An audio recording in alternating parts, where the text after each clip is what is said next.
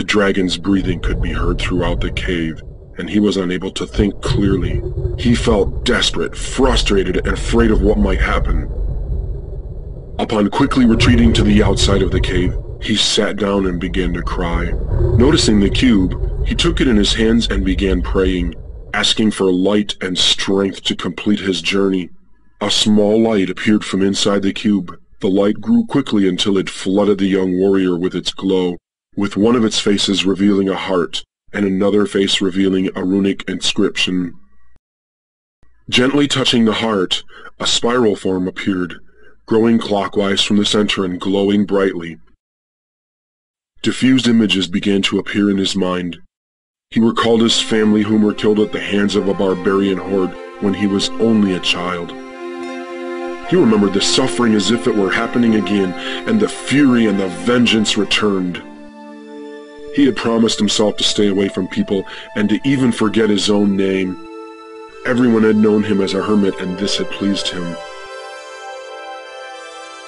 As he turned the cube to see the inscription, a name flashed in his head. Seiki. He had at long last remembered his name, and how he had turned the anger to fear and suffering, thus losing his identity. The real Seiki was a kind person that enjoyed helping people, who was free from material and emotional attachments. His conscience urged him to be calm, but he ignored it. He now understood that it was futile to generate hate and vengeance. Without warning, he became aware of the dragon stirring. Seiki rose slowly, and brightened by the light of the cube, the animal was revealed. It was as big as the entrance of the cave, and suddenly flapping his wings, blew the warrior several feet away. Seiki looked at the dragon.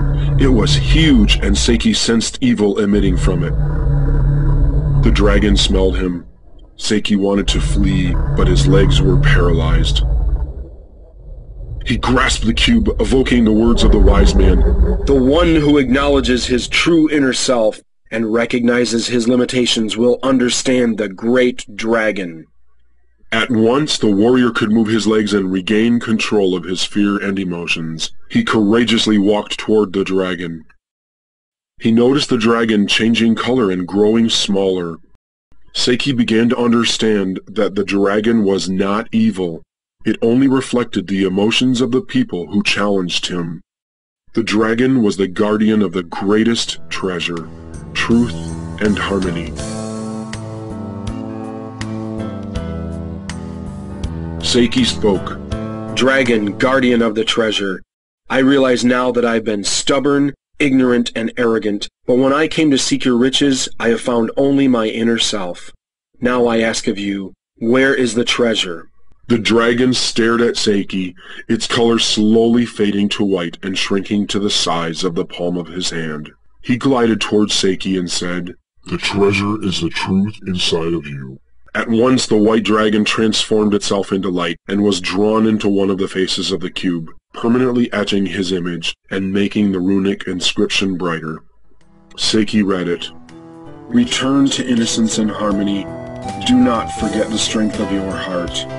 Have the courage to be guided by your inner self.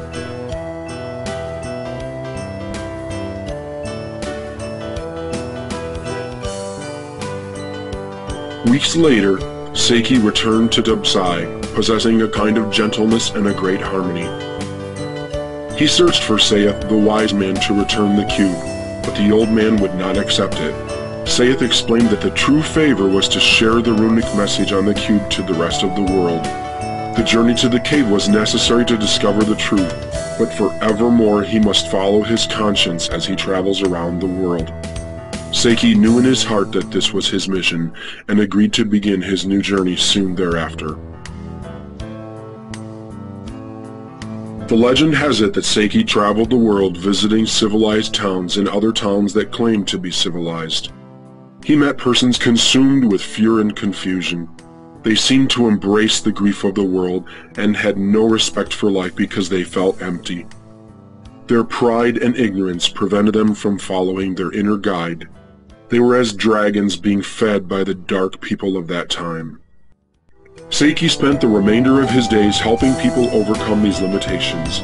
It is said that his strength made him fearless, and that he had an inner peace that allowed him to forgive and love. Seiki always said that being a warrior did not mean fighting evil or battling foes. He encouraged other people to free their minds from negative thoughts and emotions, and to help them find their inner guide because they need of themselves. It means being a balanced person without fear, hate, or anger, full of wisdom, compassion, and love. For that reason, Seiki was known as the legendary warrior.